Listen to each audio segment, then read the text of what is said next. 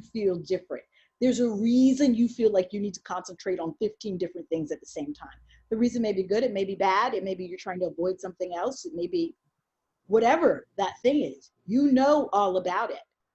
But until you make that subconscious behavior conscious in the morning pages, you can't write about complicated people because you haven't learned your own complicated inner psychology, right?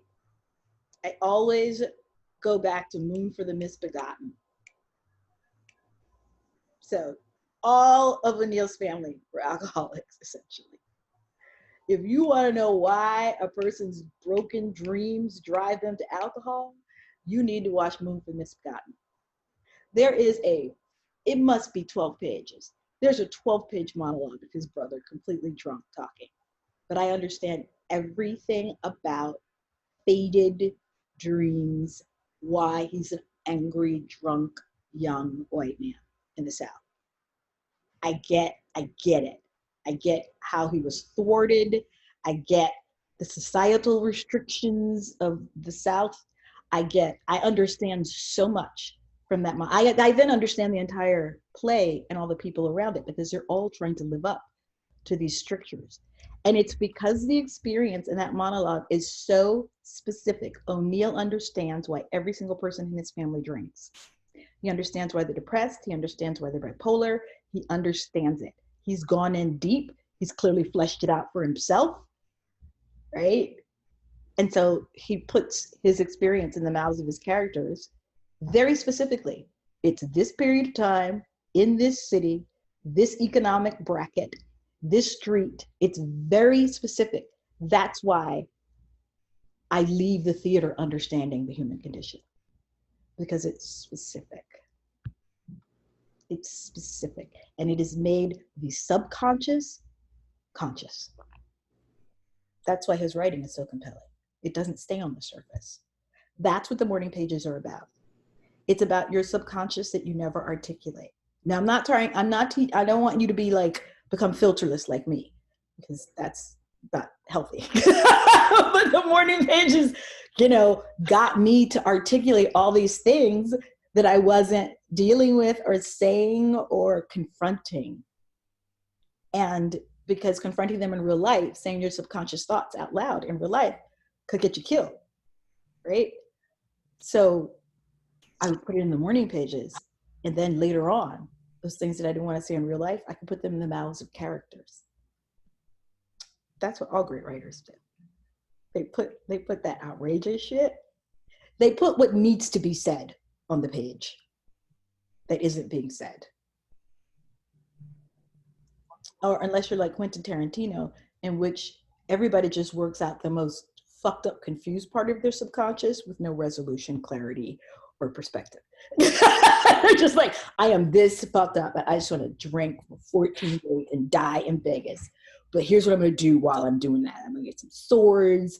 I'm going to have crazy sex. I'm going to shoot people. I was like, okay, I know you need to do that. But at the end, nobody ever goes, yeah, that's what I need to do, because they just work out all their subconscious stuff that they aren't supposed to do in real life. That's why people love it. They're like, I wish I could do that. It's why people love it. Stand up on a table in a diner and just like sing and go off and pull out a gun. And great characters working out their subconscious. Satisfaction comes in the writing, though, when they learn something from acting out. Mm-hmm. They learn something life-changing. That's why that scene with Samuel Jackson, I'm sure he ad-libbed it. And the white kid in the diner in Pulp Fiction, and he's like slapping him. He's like, stay up, motherfucker, stay up, motherfucker, stay up, motherfucker. At the end of the scene, Samuel Jackson is taking out his wallet, badass motherfucker is on it, He's made the white boy confront something he didn't want to. The white boy has changed by the end of the scene. He's like, oh gosh, I don't know why it was so hard to say that. I've been full of shit. I should be more like Sam. Well, maybe not. But because Sam's like, this is what's really happening, right? He killed her, right? So you deserve to die. So I'm gonna kill you now. Like we don't want that. But there's not enough of that. There's just people acting out, but not having like revelations that are a surprise to them. That's what the morning pages are. It's all that subconscious shit that you never talk about getting poured onto the page. So then you could be like, oh, this is already its own story. See how I solved that? Because a lot of the true node stuff that you're looking at, a lot of the personality profile stuff from the Myers-Briggs work, a lot of that stuff you've mastered. You've conquered those problems. If you look at the Myers-Briggs test, they tell you all these great things and they tell you what your challenges are. If you look at the challenges, you can start telling stories about how you have conquered each one of those problems. That story, or the ones that you haven't conquered. And you still are working that out. And I'm like, oh, yeah, I did that. That was fucked up. Okay. Wow. Let me write the story of what I did. Okay. And then let me go back and see what happens if I make another choice. Which is, as you progress through the writing class, the Rashomon technique. I think is that module 9? 7. The Rashomon technique, where you tell the story, same story from 4 different people's points of view. It's an incredible exercise because it allows you to tell the story of what happened in your life. Like I tell the story of the teacher saying, I'm not from Africa, in my solo show. Then I told the same story from my father's perspective. Where the fuck else am I from? It just changes everything. He was like, I ain't from here. Then I told the story from the teacher's perspective. Then I told the story from contemporary Abram. My dad was out the box. Like, and then you put that together and it's like this amazing, fun scene with a narrator from the present commenting on what happened in the past, right? And seeing it from this perspective. So the little kid left this situation feeling this way, or started to, and then the dad came in and said, that's not your shit. I'm gonna get that shit back to her. That's her gift. And this is the shit I'm gonna leave you with, right? When you write from those different perspectives, you solve a life lesson problem. There's a lesson that you learned. Don't let anybody ever, for me, it was don't let anybody ever tell you you don't know what you know to be true. So the Rashomon technique is really powerful that way. And some people are like, well, there was no resolution. Guess what? In the writing class, restarting up in September, I'm actually having people do that life story, tell me that story. Now I want you to rewrite it in what you would have said. And they're like, yeah! They look at the courts and they're like, yeah, I never speak my truth. And then I leave feeling like shit. Yes. So can you write that same scene from your perspective, knowing that something completely different happens? And then you put the two together and you create a scene of conflict. So the short of it is that the morning pages are where your stories begin. They may not finish, but it's where they begin. So think of it as writing. And the reason I brought up Stephen King, I'm circling back, in his book on writing, he goes into a room every day for 6 hours, and he does not leave that room. It doesn't have any distractions. There's no Wi-Fi. There's no nothing. I think he said there's one window. His family leaves lunch on a tray outside the door. He doesn't talk to anybody. He stays in there and he writes. And if nothing comes, he goes, fuck this shit. Fuck it. Fuck. I was like, oh. He's like, but that's how I finish a novel. I'm going to stay on the page, even if nothing comes. And he's like, and there have been days where I sat there for 6 hours and nothing came. So that was the one lesson, stay on the page, that I learned from there. And the second lesson was when you skip a day, it takes you half of the next day to remember where you left off. You probably have to go back and read everything that you wrote 2 days ago, right? Don't skip a day. Even if nothing happens in the writing, don't skip a day so that you stay in the stream of consciousness of the story.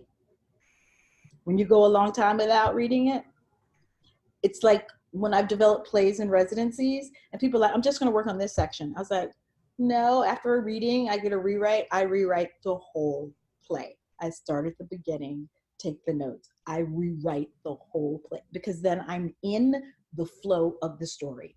I'm in the world. I'm in that timeline. I'm in my characters' heads. I'm present in it. Yeah. If you skip a day, you get all fucked up. Yes. So I understand what you say about don't skip a day, but are you saying that the way that the morning pages unfold is like a larger narrative, is a narrative of a larger story? Does it matter about the sequence? No. The morning pages are you learning how to stay on the page and write. That's it. You don't have to figure out the story. You just have to stay on the page. It's the most difficult thing. Nobody wants to do it. Stay on the page. Because every novel, every play, every screenplay, people wrote 500 pages to get a good 100 pages. Mm-hmm. Okay. And you're flushing out your subconscious. You're vomiting on the page so you can make room for story. It's writing every day. No agenda. I know people hate it. They're like, but I'm ready to write a story. I bet you've already written one in there. So you do the morning pages and then you do a lesson from the modules. Your morning pages affect, do a little test. Do one of the modules before you do morning pages and see what happens. Then the next day, do the morning pages first and then do the homework for the module and see which one is deeper. I think that the morning pages bring you into the creative space. I think the morning pages get rid of the self-consciousness because nobody else is ever going to see them. I think the morning pages allow you to beat up on yourself the way you want to so that you can get to work now that you've finished doing that bullshit. The morning pages also get rid of monkey brain and the inner critic and all that bullshit. The morning pages are completely and absolutely all about you and no one else. And women need a lot of practice with that.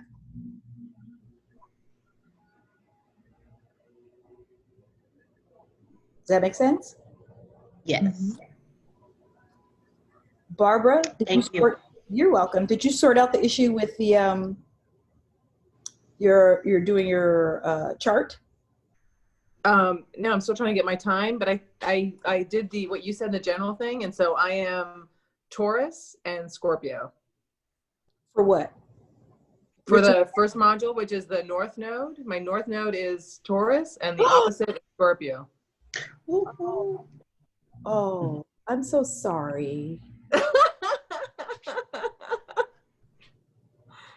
That's so why now I'm going to figure out what that means. That's why you're attracted to me. My North Node is in Taurus too. So you murdered people in your last life too. It's okay. Yeah, I'm close to murdering people in this one too. So we'll see how that goes. We have the same North Node. I'm like, meanwhile, Simone is like, I can't focus on anything. I was like, at least you ain't killing nobody.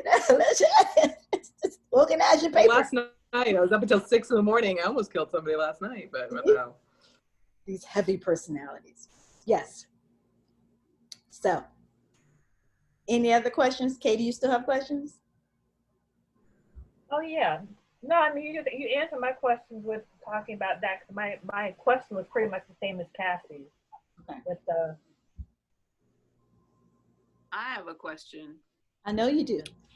And the question is about Module 5, the emotional chords. Mm-hmm. Because it says make a list of the top 10 recurring emotional chords. Mm-hmm. And the one I wrote down was the prodigal daughter. Mm-hmm. But I'm not sure if the prodigal daughter is an emotional chord or a theme. It can be a so.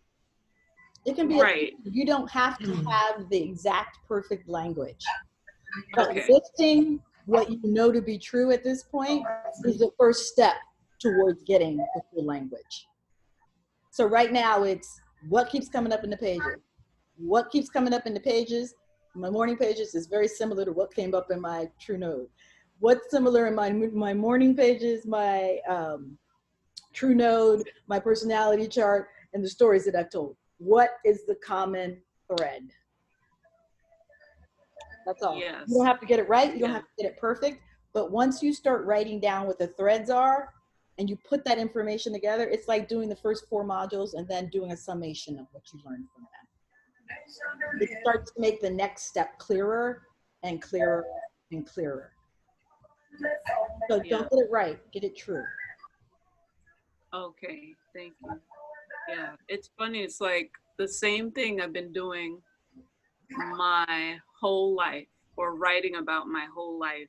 It's what these, it's the things that I need to heal. But this work makes it clearer to me. So it's not just like it's something happening to me. Like now with this work, I can like sort of objectively look at it and go, it's happening, and put it in a story, as opposed to just like, life, you know. Awesome. So it's interesting to be able to do that. Awesome. That's the goal. Yeah. Questions, thoughts, comments? Where are you getting that you were a killer in your past life? How did you figure that out? Just based on some things that I do in my life now. I feel I'm done telling my business. Mostly it says violent things happen to me in a previous life or in my ancestral memory, right? So if some violent shit happened to somebody in your family that you're close to, you have part of that ancestral memory. Mm-hmm.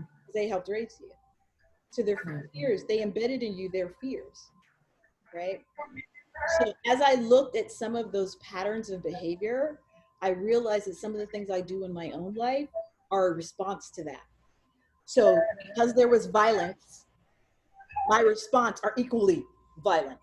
Like when I make a decision about something, the stakes are always much higher than what actually may be happening, right?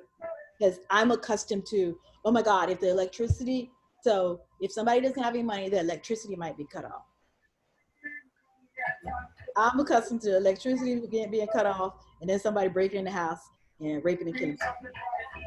So if we have a blackout in New York, my character might actually just run out of the house screaming and go buy a gun when it's just a blackout. And it's gonna come on in a couple of hours. But my past life experiences, when the electricity goes out, bad shit happens. So that a lot of the choices I make about communicating in real life come from that violence. Some of which happen to other people in my family, some of it is shared experiences, some of it is some of my childhood experiences, but I noticed the thread not just with me, but with my mother, my grandmother, my great-grandmother. I see it in my other family. I see the same behavior being repeated. So I feel like it's in response. I feel like much of the way that I tackle things and solve problems comes out of the response to that violence. So I'm always responding to that violence when that's actually not what's happening here in real life. So I was a good actor. So I was like, yeah, there's some bad things happening.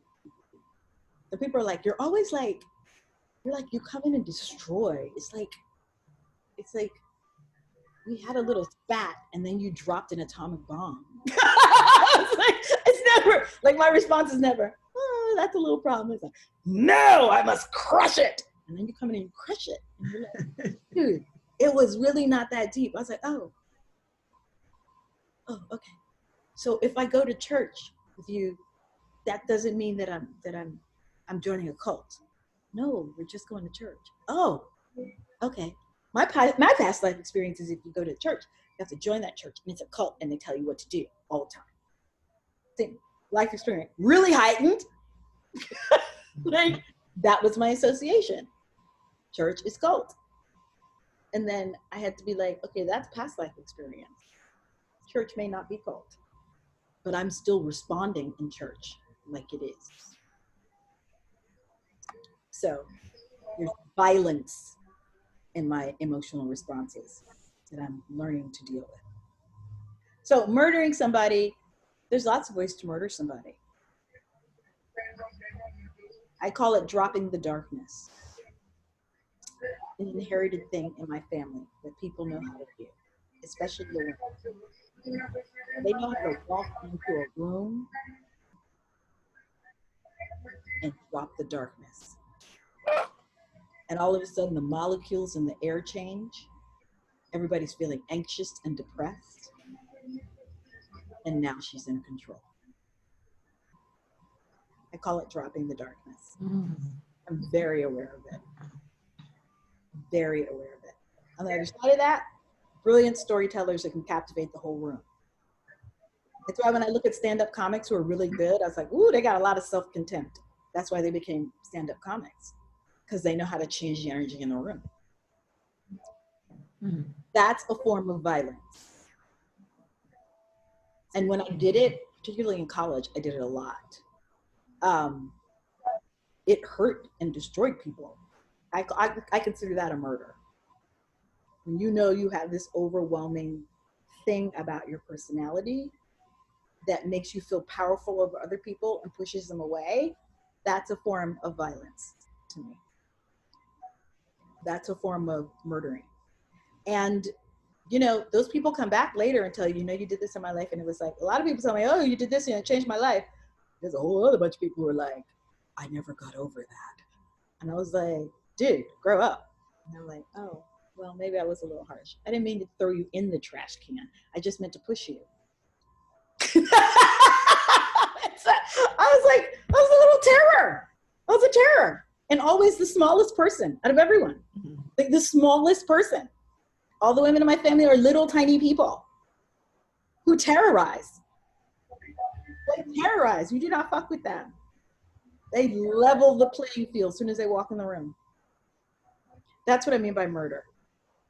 That's a worse kind of death when you do that to people.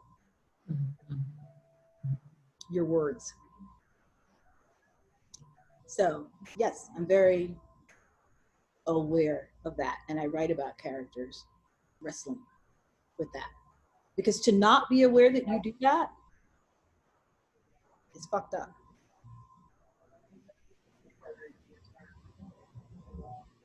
So that's what I say. Emotional violence.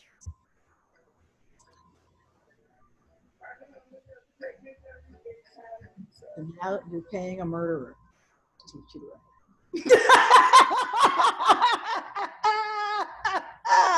Are there any other questions? Barbara, we have the same node, so that's not a surprise. Now I'm like, shit. It's not a surprise to me. Well, my emotional violence is silence. Yes. Like I will shut down and walk away before I will dig in and work it through. You were very scary in high school. Was I? Yes. You're not the first person to tell me that, but I get surprised by it. Why was I scary? Nobody.